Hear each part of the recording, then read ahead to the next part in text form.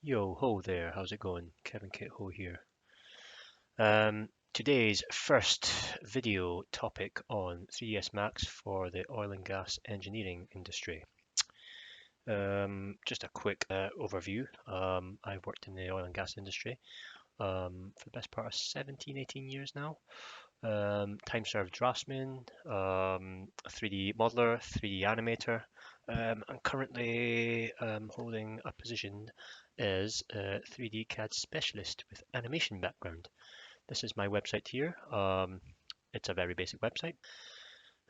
Anything that goes subsea, subsurface, topside, vessels, oil rigs, subsea structures, risers, umbilicals, you name it, I've probably animated it or drawn a pretty picture of it. Yeah, so here's my website. I'm also available on LinkedIn. You can get a little rundown of what I've done in the past and what I'm currently doing. And yeah, this video came about actually from one of my very first show reels that I posted on YouTube some 9 years ago. I actually forgot about it, but in that 9 years, it's had an amazing 331 views. Woohoo! To cut a long story short, funnily enough, about 7 years ago, I started making short tutorials and sort of screen recording things that I'd sort of picked up along the way. Obviously there's 200 ways to do something different, the same thing, sorry. But we've all got our sort of ways of doing that. Same with texturing, modeling, so I'm not saying my way is the best way, but it's just the way that I've always kind of used, and hopefully I can share that with you guys. Well, I'll probably play it a bit easier for you to see, and then I can explain what we're kind of looking to achieve. So here's the effect here. It's a flex modifier that we applied to some geometry. Just adds a bit more realism rather than just a spline IK. Also, by the way, this is very unscripted. This is just me coming in after a long day's work, had a bit of tea, and I just really wanted to get this video out. So apologies if I get a bit unhinged. If you've got kids lying around or your missus in the corner on the sofa, I would throw some pillows over her ears or some cup noodles or whatever tickles your fancy, and send your kids to bed. So let's get to it. One thing to note is I typically work in meters. System units setup is always in meters as well, just because some of the scenes that I work, well, most of the scenes I work in are huge. Occasionally I'll change this to 10 and jump back into centimeters. But yeah, so just bear that in mind when you're plugging in some of the variables. Because I've noticed that can kind of have an effect, especially when you're working on Phoenix or some of the more complicated dynamics and fluids. So yeah, let's begin. Okay, so we'll start off with a blank scene here. I've actually just imported a vessel, as you can see. You can get any of these off a Turbo Squid or whatever. I've got a collection of vessels in my library over the years. So just a vessel, back deck, and I think what we'll do is maybe stick, I don't know, let's just make this a bit more interesting. A teapot. The classic teapot on the back of a deck, going offshore, about to be deployed subsea, right? So what we're going to look to do is rig this up to, say, a crane on a platform up here, and lift it up, lift it down, and just have a bit of flex. Anyway, here we go. What shall we do here? We will create a very basic, I don't know, sort of platform, I guess. Can I collapse that into an editable poly? Something like this, and then we'll just kind of, well, in real life, I guess it wouldn't be that big, but let's just kind of put that here, shall we? The next thing we'll do is maybe create a fake. No, what I also like to do is manage my layers as I go along, so we can call this platform. Platform. Okay. Then what we will do is create a very basic auxiliary crane up here. There's its pedestal. Throw it here. we can do is create a couple of the boom arms, take the auto grid off, maybe just create something like this, rotate that, oops, press A, snap angles, place that over here somewhere. By the way, I'm very keyboard friendly, crazy. I'm not really a icons man. I was brought up in the, keyboard era where it was shortcuts on the keyboard. So just to let you know. So what we have is, I don't know, we'll just create two sort of arms here. Oh, beg your pardon. Let's move the pivot point. Snap that back to here. So now we should have a state-of-the-art crane. Okay. Over this, center that. Press S on your keyboard. We will snap that to the midpoint. Then we will snap this to the midpoint of the cylinder.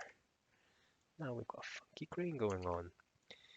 For good measure, we will maybe just reduce this one in size. We will move the point for this. Press S on the keyboard, F5, F6 to change the snap plane. Again to the center. And what am I trying to do here? We're trying to snap that to here. Okay, so what we will do is link that to this arm, link that to the pedestal. Now we just need to rotate that and rotate this. In another tutorial, maybe show you how to control all these using the reaction manager. It's quite handy to have. You have sliders here and you can control the crane, but that's for another video. So let's just place this here. Now when we rotate that, yeah, fantastic, look at that. Woohoo! We have a crane. Right, so in fact, just gone against what I said, stick that in the crane layer. Okay, now from here we could just use a hose or whatever, connect this up, link that, Bob's your uncle, and you'd be away. But we want to add a bit of more realism to that in a quicker way. How do we do that? Well, I'll show you. So first start off with a spline, come into your side elevation, drop a spline down here, look at that. Ooh. Crane wire. Let's just take that down to the teapot. Okay. What we want to do is maybe reduce that to 0.1 or something to kind of resemble a hose or a spline or piece of cable. Crane wire. Okay, we'll stick that, say, just at the edge, to the end. Get the picture, it's kind of just on the end of the crane. And what we will have here, and we'll maybe take it up actually, and we'll stick perhaps 2 dummies. So we'll have one. I don't tend to use dummies actually, I use points, right? For whatever reason, sometimes dummies just give me headaches when I'm animating. Don't ask why, just one of those things that Max does. Anyway, I use points and put a box through it, same thing. You achieve the same dummy that gives you that headache. Anyway, snap that up to here. Yeah, what am I doing? There we go. Then we'll take another dummy. Alt W, Alt W, Alt W to change your view. Take another dummy down. Have a look in this plane. Bang that up here. I really am trying to keep this video short. See if I can do this under 20 minutes. So we've got our basic setup here. So that's meant to be the crane wire. That's probably a bit too thick. And we've got 2 control points here. So what we do is we come down to interpolation, crank up 20, untick optimize. You can see here we're kind of getting enough points, but I think we need a bit more than that, so let's just put it up to 50.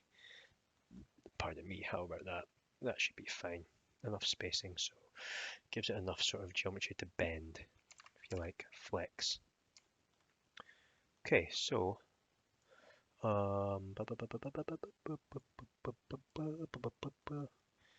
here we have, let's just change the color to this, say, let's go with green, okay? We can all see that, right? So the next thing we will do is we will, you know what, just I'm going to create a little cylinder up here, just as a crane hook or something. Again, align that to the dummy, see if that falls in position. Here we go, a nice little, let's say a crane hook. It could be the crane hook, or it could be the top of the sheave. Let's just call this the sheave or something for now. We will link that to our crane arm, link the dummy to the sheave. So remove that, here we go. We'll then link the crane wire to the dummy. From here, what we will do is, what we need to do actually is isolate the crane wire. Okay, so this is quite important. See at the bottom of the crane wire, we need enough face points at the bottom. I say faces, and this will become apparent later. Although we have one face here, we want to tessellate that so we've got a point in the middle. So the way we do that is we will throw an editable poly on here first, or in fact we'll take the face. What we'll then do is come into your ribbon here, then we'll use, let's zoom into here. Have we got viewport clipping on? Zoom in a bit so you can see there.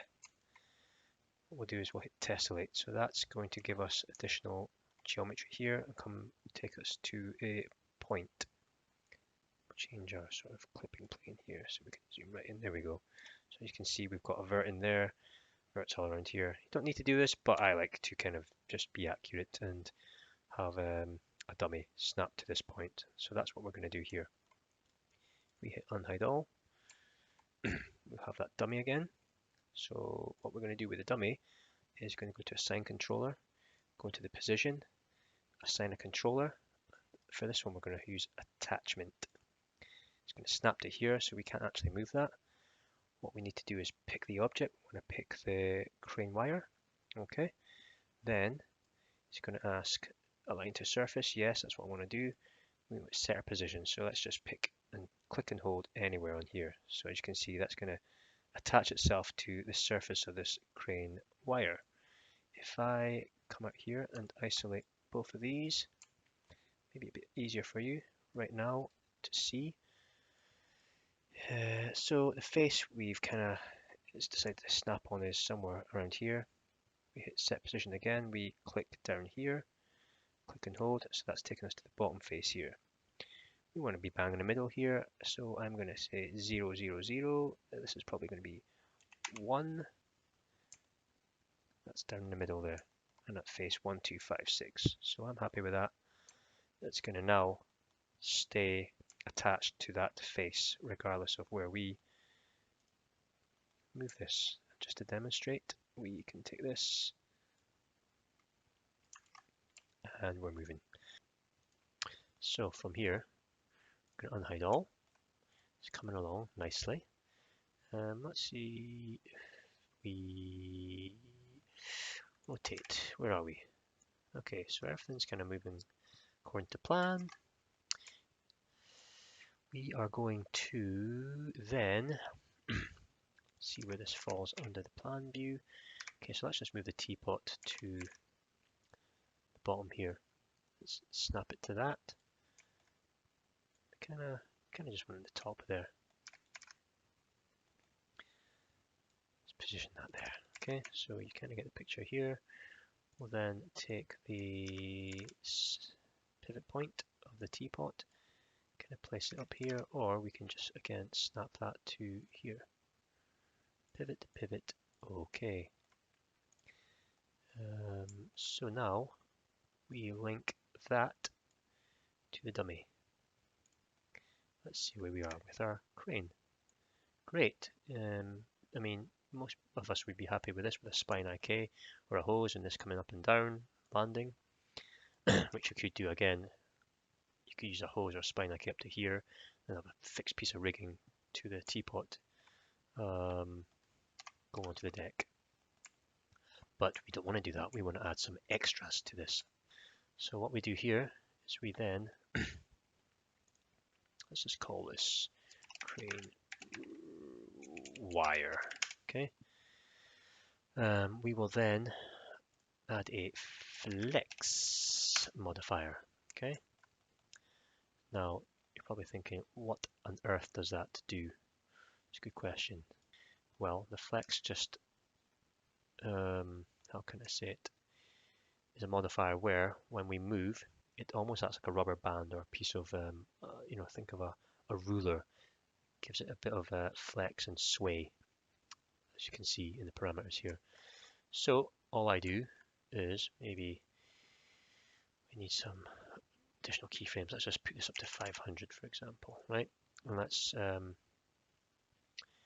keyframe our crane here.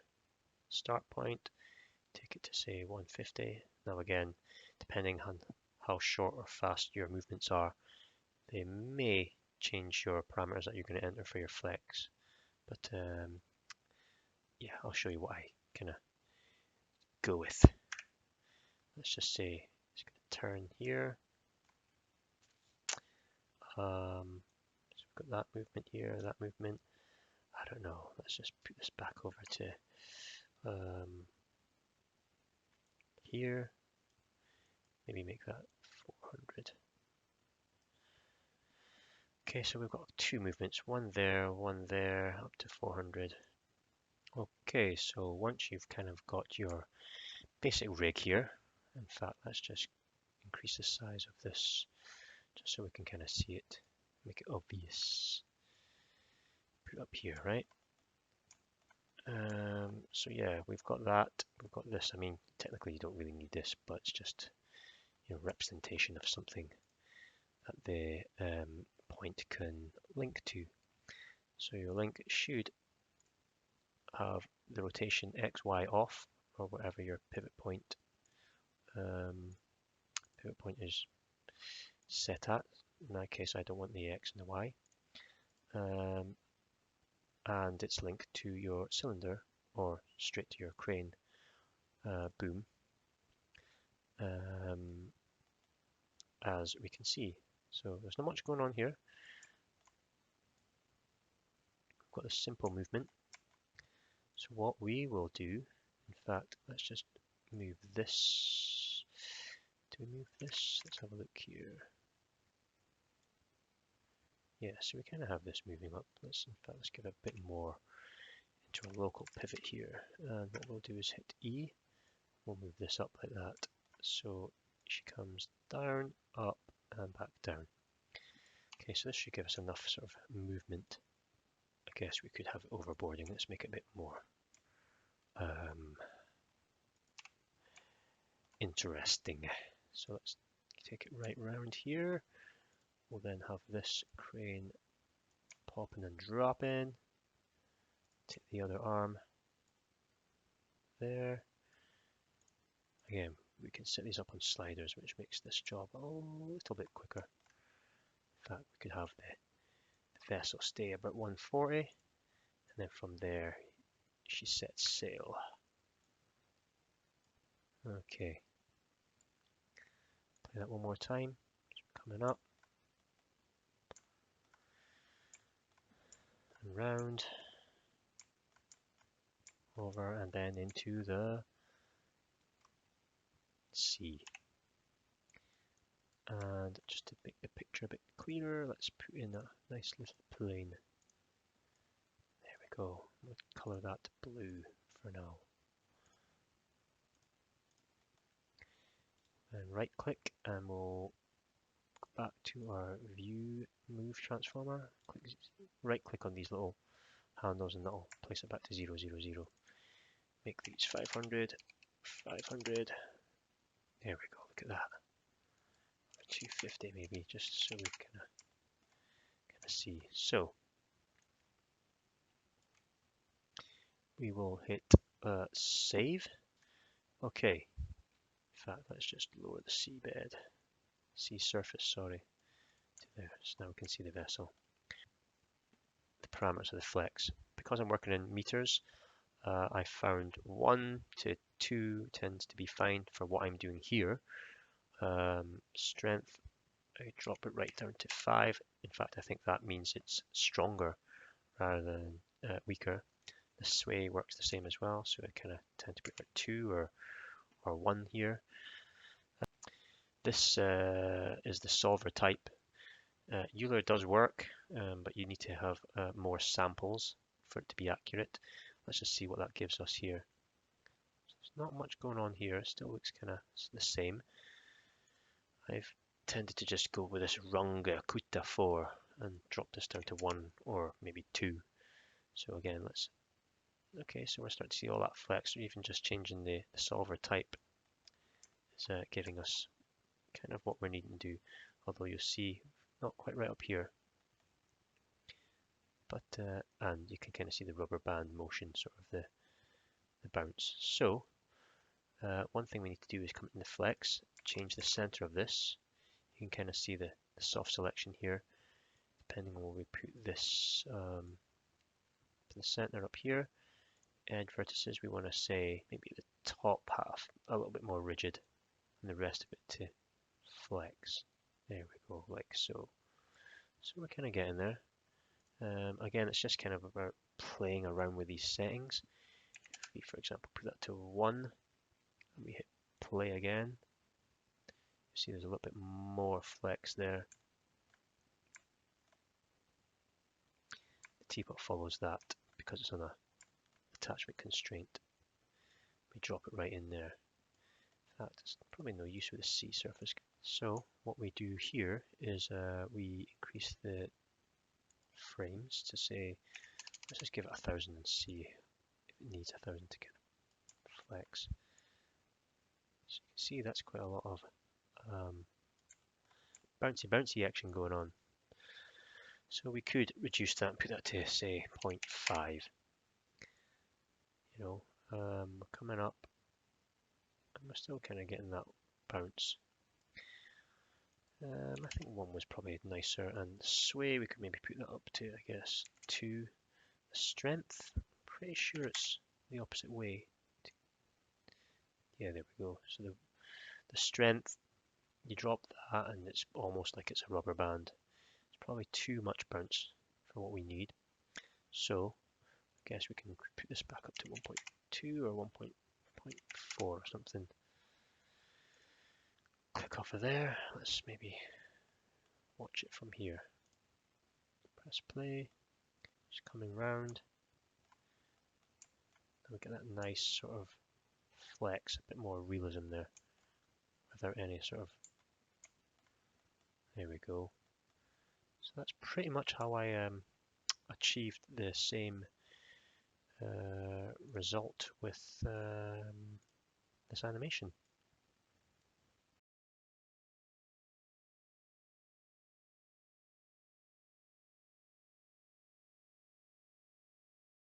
So yeah, I hope that helps you.